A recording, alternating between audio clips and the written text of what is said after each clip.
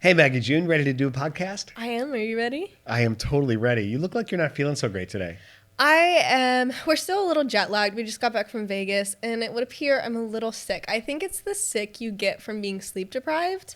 Yeah, there's been a lot of that. It was a very full week. It's been like a week of sleep deprivation. I know she had a box of Kleenex on the table when we started. I was like, I don't think we can do that, but it's back here in case you need it. And I made her some warm lemon water with honey to help loosen your voice. And now it's lukewarm lemon water with honey, but it's okay. That's not your fault. So you feeling good? I am feeling good. I'm so happy to be home. And it was interesting because you guys were in Vegas before I was in Vegas. So I was home alone for a long time. And so to be back home with like you guys home, the house isn't as lonely and I get to sleep in my own bed and it's amazing. It was funny when you guys... Well, we have a lot to talk about this episode. Should we roll the intro? Oh my goodness, yes. Thank you for the reminder. Roll that intro. Roll the intro. Mags and Dads, wholesome chaos. Mags and Dads, wholesome chaos. It's really good. You were saying? I was saying, when I was home alone before I joined you guys in Vegas, I was tasked with taking care of the dogs. Which can sometimes be difficult because the dogs don't always listen to me or respect me or trust me, which is really hurtful because I give them so much love, but it's fine.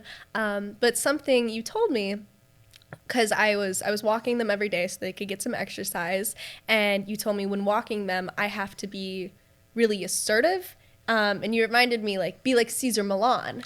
Yeah, you have to be the alpha dog. You know, you have to be the one who is unambiguous about what you want them to do and gives them very clear directions. Like I noticed with Simon especially, if I just say, "Come on, Simon, let's go," he knows he has leverage. But if I just get that firm come, Simon's one of our dogs. and I just say, "Come," he will go with me. Yeah. It's like, okay, you mean this. And that's exactly what you told me. And Yes. so I used that a lot when I was on the walks. But before I'd even started taking them on their walks, there was one day when Spencer was downstairs. Spencer is our little dog. He's like a Chihuahua mix. We're not entirely sure what he is. And he was not listening to me. He was barking at the front door. I think some mail was getting delivered or something. And so he was just going crazy. And I was like, Spencer, come here. Spencer, come. And I remember what you had said. And I stopped. I looked at him and I lowered my voice. I went, Spencer, I'm Caesar Milan. Follow me right now. And I walked away. And I kid you not, he immediately followed me and stopped barking.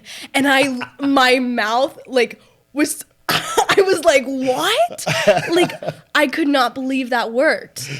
Yeah, that is powerful. I was like, the power in claiming to be Caesar Milan, it really sets your dog straight. Ladies and gentlemen, your results with this technique may vary at home with your dog. So don't always go to this as your go-to method. But also, don't knock it till you try it. Don't knock it till you try it. It worked for you, right? It did work for me. Well, that is pretty amazing. I am a big fan of Caesar Milan. I've been watching him for years, and he helped me a lot with our dogs, particularly with Simon, because we had him before Spencer, and he was an abused dog. And so what I learned mostly was that the exercise is super important, especially for certain breeds. They need a lot of walking. So I'm glad you were doing that with them. But it helped. It totally helped our does. relationship. And it was really interesting because I was the only one in the house. After a little bit of a learning curve, they did start to be like, okay, you're it. You're all we have. Okay, we'll be your friend. And even Simon, he'd come downstairs and sit with me. And Spencer always sleeps in my room, but he only comes in my room at 4 a.m. He doesn't like to start there. It's really weird, but it's whatever, I guess. Well, one of the things that Caesar says a lot about his techniques is he says, I don't train dogs. I help humans. And I really kind of train people on how to understand their behavior and how their actions really make a difference. But dogs know what to do. Yeah. So when it comes to helping humans, that brings us to our first sponsor of the show, because this show is sponsored by BetterHelp. Is there something interfering with your happiness or preventing you from achieving your goals? Maybe you're getting in your own head. I know personally that happens to me a lot. BetterHelp will assess your needs and match you with your own licensed professional therapist, and you can start communicating in under 48 hours. Now, it's not a crisis line. It's not self-help. It's professional therapy done securely online, and there's a broad range of experts available, which may not be locally available in some areas. This service is also available worldwide, which is really important because some of our listeners are around the world in other countries. So you can log on anytime to send a message to your therapist, and you'll get timely, thoughtful responses. Plus, you can schedule weekly or phone sessions, so you don't have to sit in a waiting room. BetterHelp is committed to facilitating great therapeutic matches, so they make it easy and free to change therapists if needed. It's more affordable than traditional offline therapy, and financial aid is available. BetterHelp wants you to start living a happier life today. Visit betterhelp.com/chaos. That's better, HELP, and join the over 1 million people who have taken charge of their mental health with the help of an experienced professional. In fact, so many people have been using BetterHelp that they're recruiting additional therapists in all 50 states.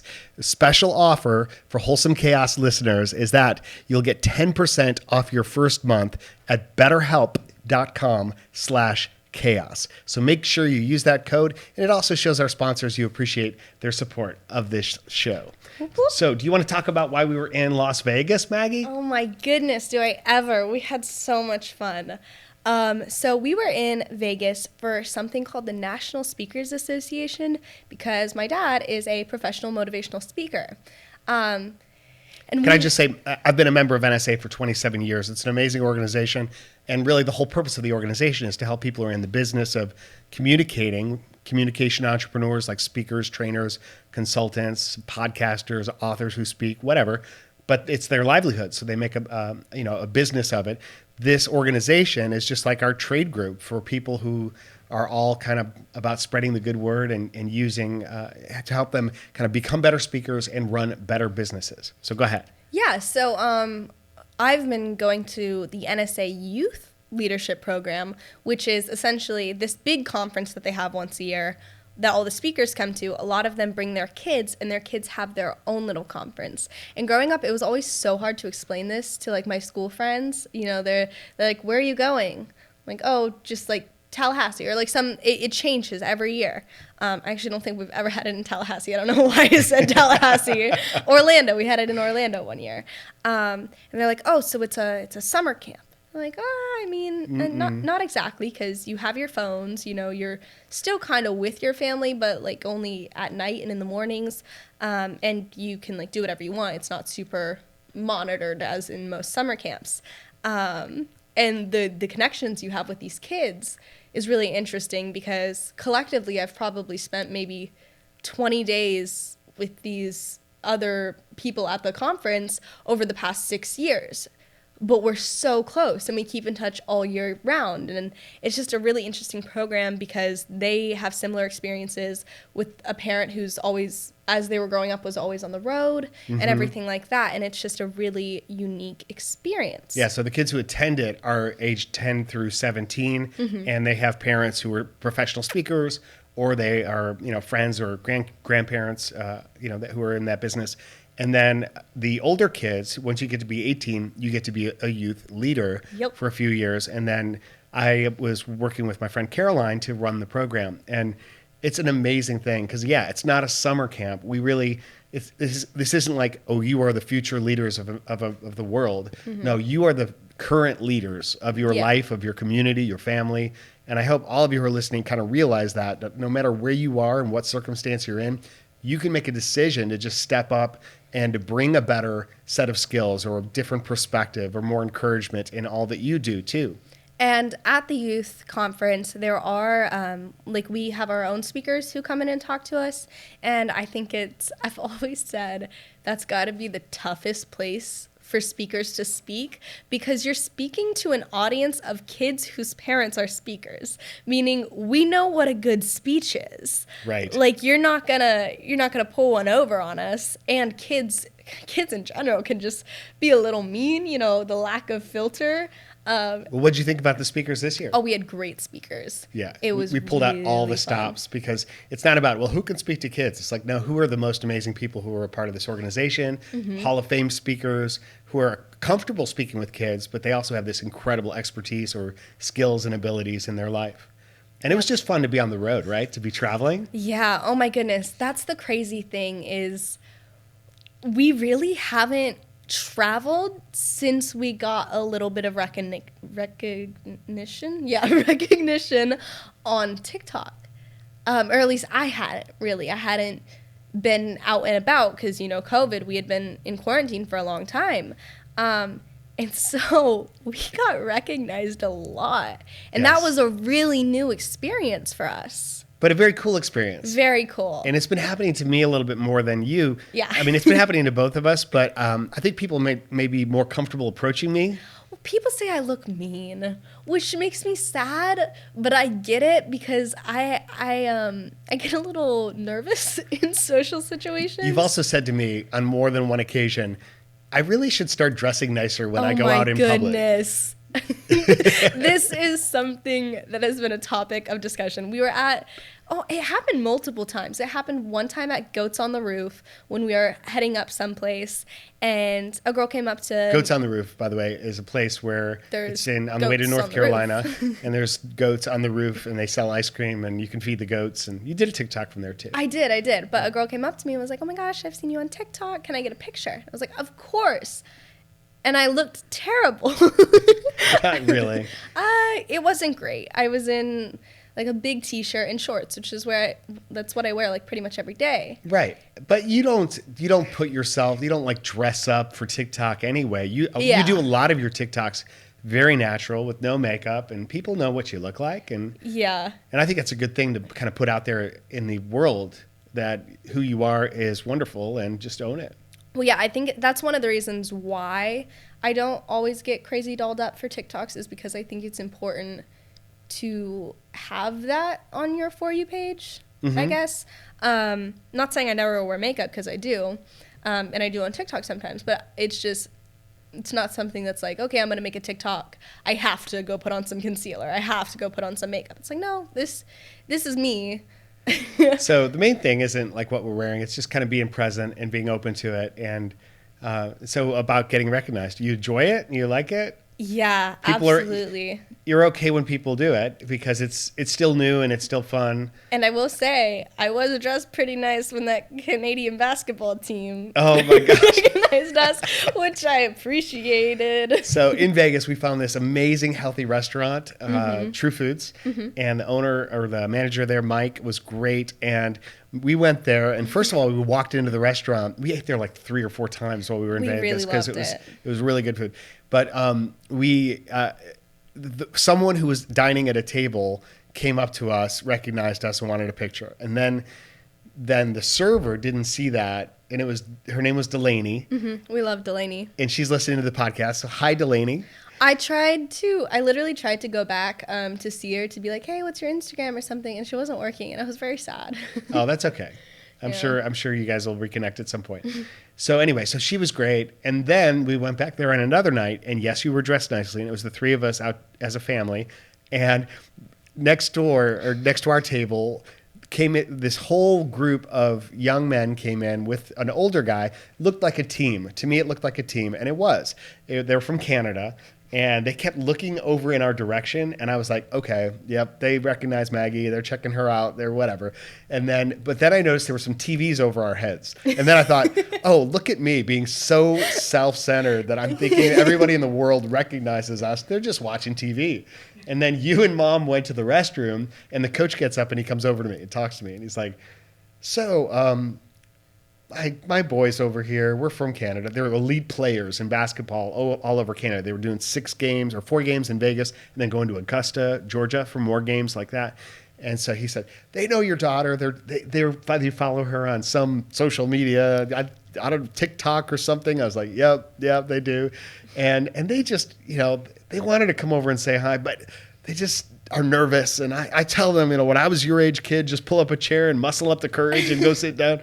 But they wanted me to talk to you and to see if that'd be okay. And I was like, I'm sure Maggie would love to come over and say hello. Let's do that. And it was funny because when I came out of the bathroom and my dad told me this, I thought he said they're a team of comedians. He was saying Canadians, but I was like, they're comedy comedians? basketball players. I love funny people. They dribble hysterically. Yes, and their shots go nowhere near the basket. It's so funny. Yeah, but then I looked at him and I was like, they look more like a team, but I'm not one to judge a book by its cover. Maybe they are really funny comedians. And because they were basketball players, they were all kind of tall, and we didn't goodness, know so exactly tall. how old they were either. So you go over there and you're talking to them, and you guys have a great conversation, and they get up to talk to you, and you're having a little visit. We finished our meal, so we were like kind of getting ready to go, and there was this moment where you said, "So guys, do you play for a college team, or is it high school?" And there was a pause, and then one of them was like, "High school," and you went, "Oh." I can was be like really transparent. This moment is so heavy, but it was funny because there was obviously, I don't know. And they weren't You like did still get their snap, or they got your snap. yeah, they weren't like 15. They were like 17. Right. But I thought it was really funny because after that moment they went, "What about you? Are you in high school?" And I was like, "No, I'm in college." And it was a really interesting moment. I'm glad you could witness it with me. But they were great. I Yeah. really enjoyed them. I thought they were super respectful, and their coach was really fun. They might be in Georgia right now playing games. We don't know. Or back in Canada doing some comedy. I don't know. Maybe. It could be any one of the above. But the speakers, I want to go back to the speakers for NSA because, for example, I had some of my friends like Mike Rayburn, amazing guitarist, who's a deep thinker and teacher. Mark Schulman, who plays drums for Pink. We had Jason Dorsey and John Register and Dr. Betsy Guerra and There wasn't a bad speaker. no, there was not a bad speaker. It was all super solid. And one of the favorites was Scott Halford, who talked about neuroscience, how your brains worked. And I thought that was fascinating because we don't want to treat these kids like kids. We want to treat everybody at a very high level of intelligence. And that's what Scott did. And he gave us some real great tips for how to learn, for how to feed your brain, how often to feed your brain. Like I didn't realize to keep your brain healthy throughout the day, you need to eat something every 1.5 to 2 hours, especially when you're young. And then the other thing was like these carbohydrates. If you eat something super sugary, like a candy bar or, some kind of breads or like a fruity, like a really high sugar cereal, it'll spike your sugar. And then when it drops, you actually have to recover and you are more tired than before you ate it. So you know the situation to this. Yeah, The solution to I this do know the is- solution, and that brings us to our next sponsor of the podcast. Go ahead, Maggie. Magic Spoon has 0 grams of sugar, 13 to 14 grams of protein, and only 4 net grams of carbs in each serving. That means this cereal has only 140 calories a serving. Yeah, this is a great cereal, and we've got it in our house. I really enjoy it. It comes in super colorful boxes, and it tastes like cereals of your youth that you're kind of accustomed to, but it's much better. It's keto-friendly, gluten-free, grain-free, soy-free, low-carb, and GMO-free, and it comes in a variety pack of 4 flavors: cocoa, fruity, frosted, and peanut butter. So go to magicspoon.com/wholesome to grab a variety pack and try it today. And be sure to use our promo code WHOLESOME at checkout to save $5 off your order. And Magic Spoon is so confident in their product, it's backed with a 100% happiness guarantee. So if you don't like it for any reason, they'll refund your money, no questions asked. Remember, get your next delicious bowl of guilt-free cereal at magicspoon.com/wholesome and use the code WHOLESOME to save $5 off. Thank you, Magic Spoon, for sponsoring this episode. We love our sponsors. We do. We actually feature our sponsors on our website too, wholesomechaos.com. That's where you can see all these promo codes if you didn't catch it, or you should see it in the show notes of this podcast episode. Please check them out, give them a chance with your business, and I think you'll really enjoy it. And that also helps us when you use that code. Yep. So what's next, Mags? I think we have time for a little Dad's motivational moment. Dad's motivational moment. Okay, I'm excited for this because what we decided is every show, if you're into it, and if not, let us know in the comments if you'd rather not do this. But because I am a professional speaker, I think about things, I write about things, and I want to discuss things with you. So you don't know what the topic is, but I've thought of something that I think is important to think about. And the motivational topic for today is the family that you're from and the family that you choose.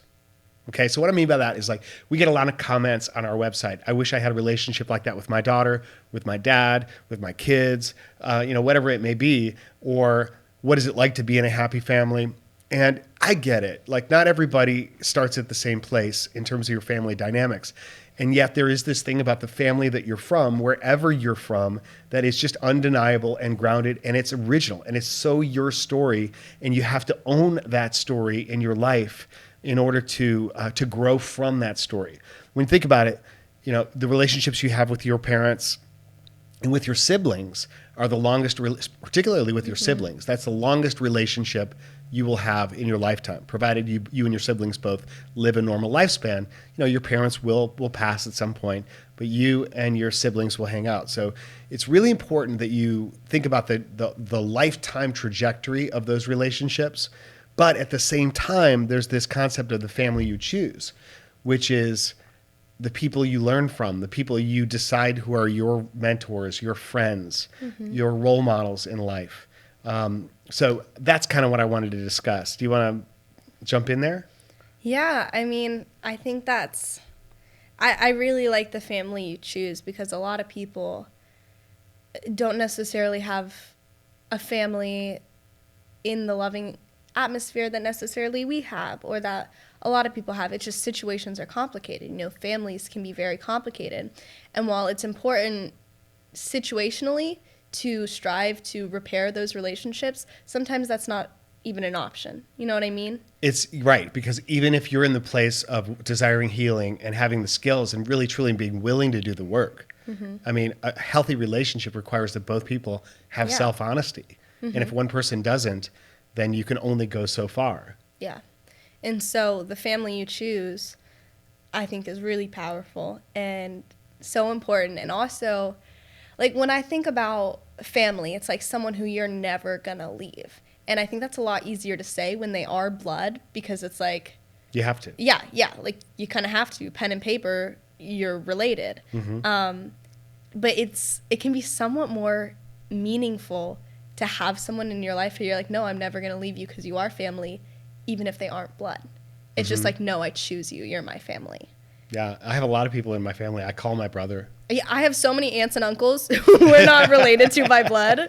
And so I think that is really powerful, and it's every bit as real of a family as bloodlines. Yes. We get a lot of comments of people say, can you adopt me, right? And part of me is like, I think that's so rewarding, and I get the compliment that comes in that question. Obviously, we can't legally adopt other people and bring them and have them come live with us. If you use our promo codes, we can talk about it, though. But part of the intention of what we're doing in all of our efforts is to say, how can we have a bigger impact in the world? And so I would say, if our family can help you, like if our family can serve you as an example of something in this podcast, if you have questions, please ask those questions, either in our comments on TikTok or in the facilities or from the website, wholesomechaos.com. Yeah. Join the family. There's actually a link on the website that says join the family, where you can become a part of the community. And our intention is to give you some resources to use and some encouragement along the way. Because, you have family, and then you have role models in your life, and then you also have mentors. Mentors are people who actually teach you. The difference is, a role model could be anybody. You don't need their permission to use them as a role model. You can just say, this is somebody, I respect how they're handling this, and I'm going to choose to example myself after them. And then, mentors, it's actually more of a committed relationship. You got to get somebody's agreement, but because it's about, I'm asking you not only to teach me, but to hold me accountable. And that means that, A, you better pick the right person. You also better ask the right questions, which will intrigue them to help you. And then you better be willing to do the work to get better along the way. So, join our family. And also, the family you choose is not just your friend groups, although I did learn from my good friend Nito Quabain that your level of wealth, your level of happiness, basically your level of anything in life is the average of the 5 people that you are closest to.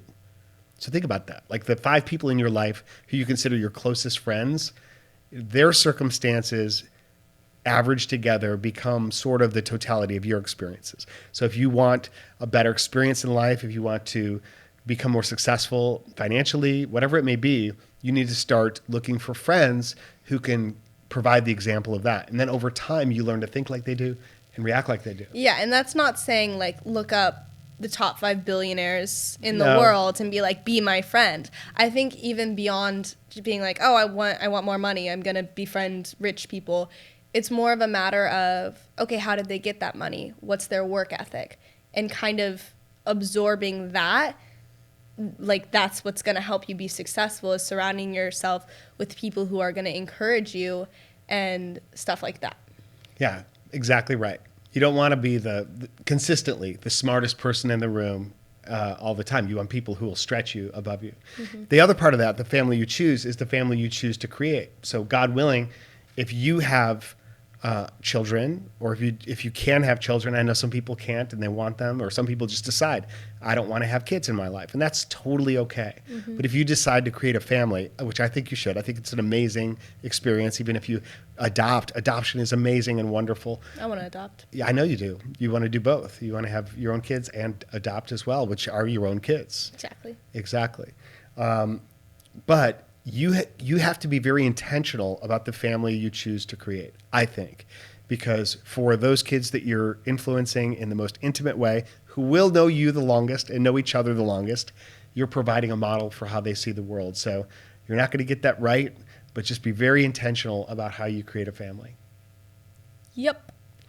Well, that concludes my motivational moment. How'd I do? Was it pretty good? I think it's pretty good. Your contributions, it doesn't matter what I think, were great. Oh, thank you so much. So thank you for adding to that. And that was totally spontaneous because you didn't even know what we're talking about. I didn't. I thought you were going to say something different that we had previously talked about, and then you didn't. Well, that may still be coming. Okay. Keeping me on my toes. So what do you want to talk about next? I have a story I want to tell you that I've literally been holding on to for weeks, but I was like, I think I should tell him on the podcast. Can I do that real quick? Sure, please. Okay. So I turned 19 last month. Yes, you did. Fun time. I think we recorded a podcast on my birthday. No, we didn't. But we were working. We were doing something on my birthday. And so I got to celebrate with some friends later that night. We went out to dinner. And we went out to this really nice place. It was super fun. We had a great time. I don't exactly remember what I got to eat, but it was like, I think my meal total was like $20 or something. And they told him it was my birthday, so they even brought me like a free little slice of cake at the end of the night. And then we all got our checks, and I put my card with mine and sent it over to him. And it was a really nice waiter. He reminded me of Pietro from WandaVision. Well, I guess not from WandaVision, but like from the Marvel universe. Like he really reminded me of him. Okay. That wasn't super important, but I think having a full picture is nice. Okay, I have it. I have the vivid image in my mind. And so he took everything over and he was ringing everybody up. And I didn't pay a ton of attention to it at the time, but I do recall him calling his manager over and like another waiter, and they were kind of all talking next to the register or whatever. And I was like, I really didn't think much of it. But then we came back and he gave everyone their receipt and card back, and he gave me mine, and he said the burger was on the house. Oh, I guess I do remember what I had. I had a burger. He was like, burger was on the house, happy birthday. And I was like, oh my goodness, that is so sweet of him. So they noticed from what? How'd they know it was your birthday? They told him. Like my friends told him, so I got the free sliced cake. And I was like, that was just so sweet of him. And so we went on with the rest of our night. We went back to a friend's house. We hung out, went home. Next day, I went to like check my bank account, just, to do finances and stuff. My card was declined that night. Really? Because I have a cap spending on like my credit card each month that I put just so I don't overspend like crazy. And that month I had bought like a new camera and some new equipment, and so I had capped it. So when he went to run my card, It was declined. And he was like, I don't want to ruin this poor girl's birthday. So he asked his manager if he could give it to me for free. That's a very sweet story. I know, but I feel so bad. Well, and it wasn't Pietro. You're sure of that? I'm not sure of anything anymore. Well, it sounds like something he might do. Was the service really fast? It was pretty quick. It was pretty quick. Yeah. But I'm never going to forget that. It was a really, really sweet moment. Kind of a low point as well, but also a sweet moment. But your credit card's back in action now? Yes. Yeah. I had to make some payments. You have been on making it. some investments lately in like the Oh my business goodness. and in some equipment. And I've been trying for weeks to figure out how to invest in the stock market. The amount of videos I've watched, and like now I think I need like a broker. But then I think Mom told me not to use a broker.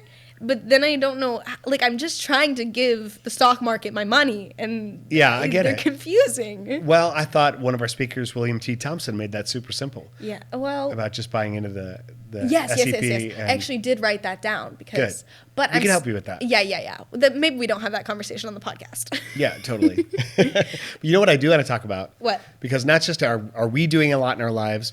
Obviously, we've talked about before, the podcast is something Maggie and I are doing with Maggie's mother, my beautiful wife, Shay, who's in the studio with us at this moment, and with Eddie, who was in the studio for the first two, but now he's back in Boston.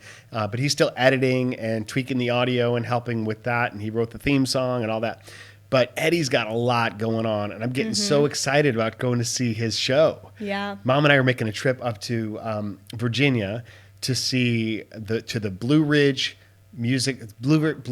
Rock Festival, and Which is a big deal. oh my gosh, it's so huge. And so Eddie's a guitarist in a band called Major Moment, and they've been working together for a couple of years. They had a lot of huge shows lined up, including this festival for 2020. And then that was the big Corona break and left turn and all that kind of stuff got cleared from the calendar like it did for everyone else. Yep. But it's jamming again. They've got the that festival, some other shows around Boston, and other shows in the Northeast. And then so that's really exciting. So yeah, we're going to be going up to that. He's also still editing the podcast and working on your music some, and going to school at Berklee College of Music. So He's a busy kid. yeah, very busy kid. But if you wanted to check out that side of things, I know Eddie's not as active. He has Instagram, but he doesn't post TikToks. And I think in general, he and Mom are kind of more behind the camera people, and you and I are more in front of the camera Well, people. he's an actor too, so He's a That's- he's a very good actor. that's in front of the camera. Both Yes. Eddie and I grew up as actors.